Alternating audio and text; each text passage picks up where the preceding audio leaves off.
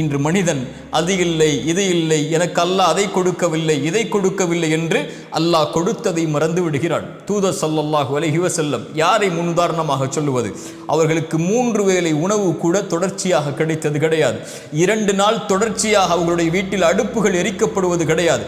2 நாள் அவர்களுக்கு ரொட்டி துண்டும் எண்ணெயும் அவர்களுக்கு உணவாக கூட கிடையாது. பசிக்காக வயிற்றில் 2 கல்லை சுமந்து அந்த பசியை கட்டுப்படுத்தி வைத்திருந்தவர்கள்.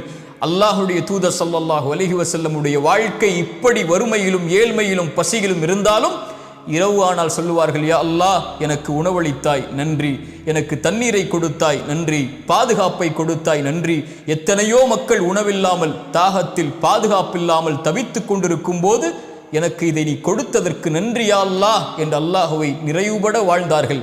எத்தனையோ கவலைகள் சூழப்பட்டது, எத்தனையோ பிரச்சனைகள் சூழப்பட்டது, எத்தனையோ போர்க்களங்கள் சூழப்பட்டது. ஆனால் திருப்தி அடைந்த உள்ளத்துடைய வாழ்வை அல்லாஹுடைய தூதர் வாழ்ந்தார்கள்.